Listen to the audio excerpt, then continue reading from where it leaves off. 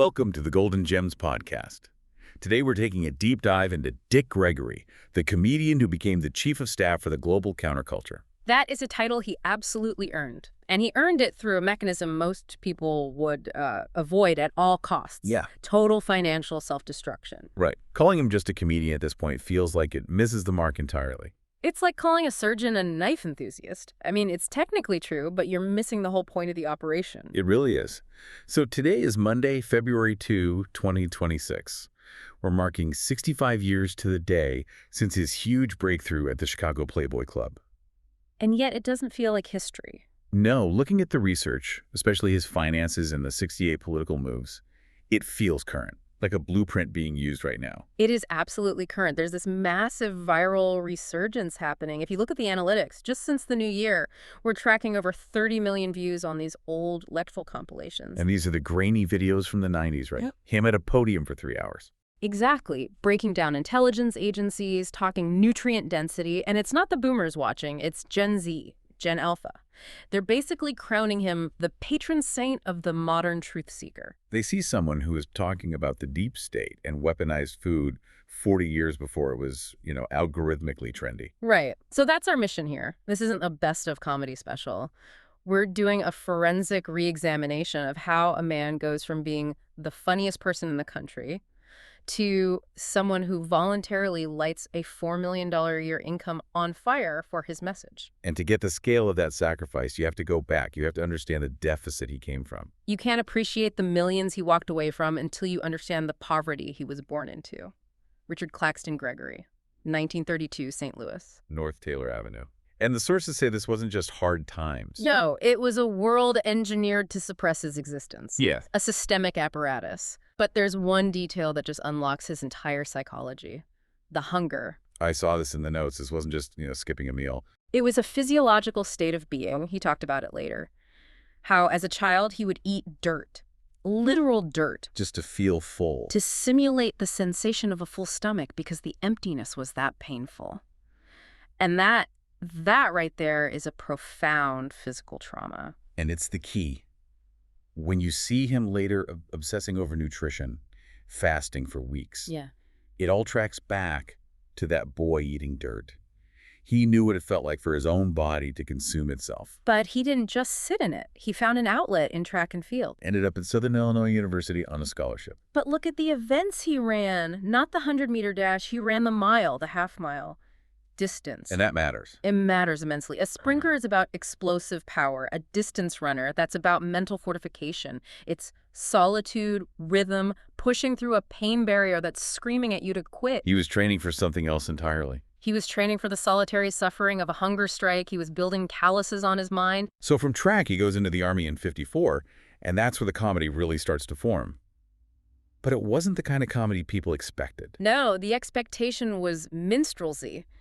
Big energy, bugged-out eyes, making yourself the joke so the white audience feels comfortable. Yeah. Gregory just rejected that. He developed the deadpan. The cool. Exactly. The cigarette, the detached superiority. He understood that if he was cool, he subverted the whole racial hierarchy.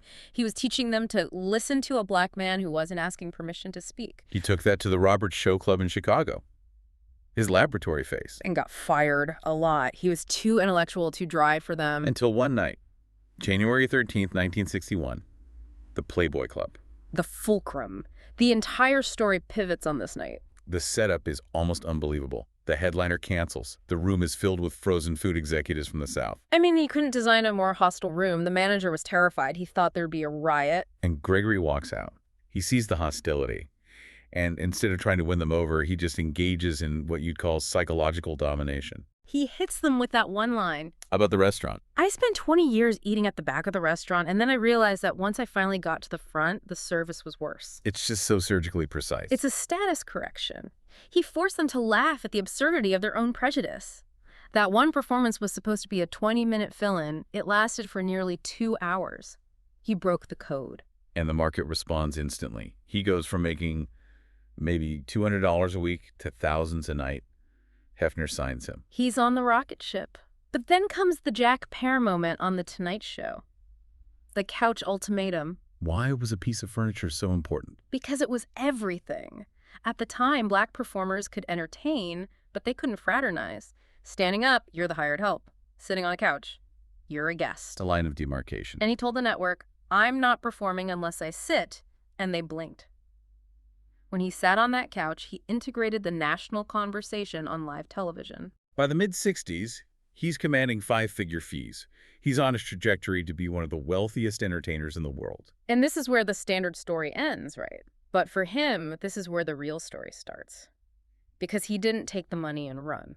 He realized the comedy was just the Trojan horse. And the activism was the payload. You see him start canceling these incredibly lucrative gigs to go to Selma, to Birmingham. And he's not just there for a photo op. He's on the front lines. He's a strategist, a high-level intellectual asset. Look at his relationship with Malcolm X in those last days.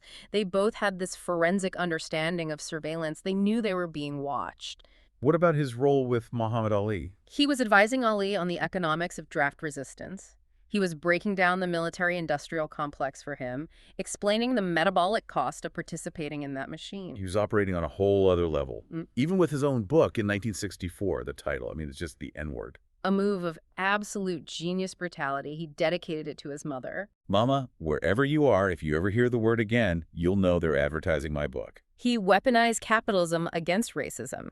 He forced polite society to physically handle and speak the language of their own oppression. Which brings us to 1968. He runs for president. Now, looking back, it's easy to dismiss that. But it wasn't a stunt. It was a structural critique.